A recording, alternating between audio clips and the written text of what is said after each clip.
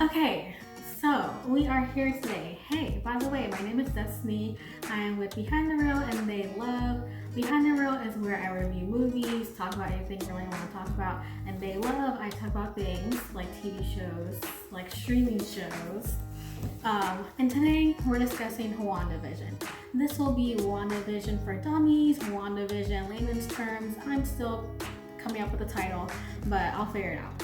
But this video is basically for the people, most of the people in my life, who they really like things like Marvel, DC, and everything, but they don't read the comics, but they want to know what's going on, but they don't want to know every single 64 Easter eggs or anything like that. So this is really just to break down while also giving my review of WandaVision so you can understand what's going on and we can all enjoy it together, because I think WandaVision is actually very good. So WandaVision, with these first 3 episodes, I think, as I said, very great. I love the quality of the show. I love how it goes back to sitcoms, and each episode is in a different decade. It goes 50s, 60s, 70s, and this past episode, In Color, I think was the title, was based on, the Brady Bunch, and of course, interestingly enough, Wanda is somehow pregnant all of a sudden, and her pregnancy happens in 1 episode. Hilarious. But that can seem very confusing to viewers. It's also, it's not as confusing to me, but it's obviously inspired by the comics, of course. So here is the situation that is happening. And I'm just gonna say spoilers, but this is my personal theory for what's going on in WandaVision. And I'll just say spoilers because since it's based on the comics, of course they're gonna do some things for the comics. So here's what's going on.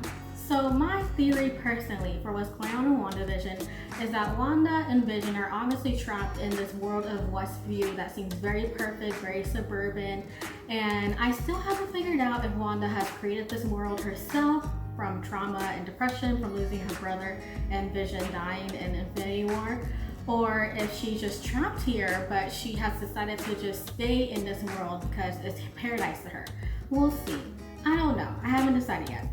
But to me, of course, they're trapped here. And Monica Rambeau, the little girl in Captain Marvel, that's her grown up. See the connection. So Monica Rambeau, she was wearing a necklace that I saw some people getting confused by. Some people actually thought it was an upside down cross. It is not an upside down cross. It's actually the logo for a sword, which is S.H.I.E.L.D's successor. That's all you need to know. I'm not going to go into the background of the sword. It's a lot.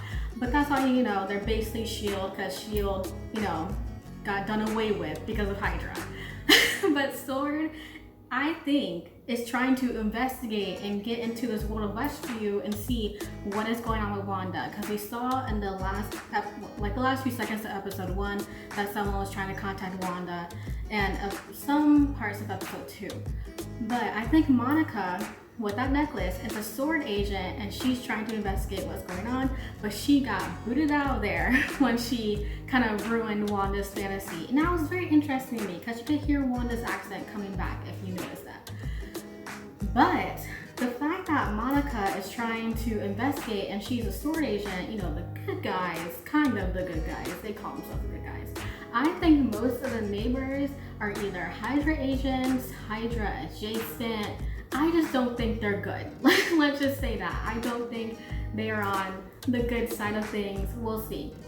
But in my point of view, either way, whether Wanda has created this world or not, she is not in control. I'm going to point something out to you that I think will help you. Every time you see static in WandaVision, I think that's when Wanda is controlling things.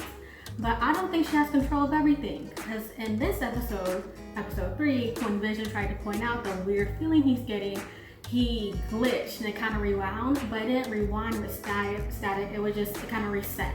So I think that's an outside force messing with WandaVision. That wasn't Wanda. So at the end of the day, WandaVision is very strange, but it's very interesting, very, very detailed. And I think they're trying to do a lot. I think they're trying to craft a really good mystery, and so far they are doing a good job of doing that, because even with my knowledge of the comics, I don't know everything that's going to happen. But my guess, and this goes into huge spoiler territory if I'm right, so if you don't want to hear it, like, mute it, I guess. But here's my guess of who is the person manipulating WandaVision. This guess is based on some news I heard that Evan Peters, an actor, was on set of WandaVision, and people thought, oh, he's gonna play Quicksilver because he played Quicksilver in the X-Men version of the movies. But I don't want, well, personally, I just don't want him to be Quicksilver because I don't want that version of X-Men to come back. I want them to be recast. I want them to be different people. So if he's a new person, I think the most likely thing it could be is Mephisto.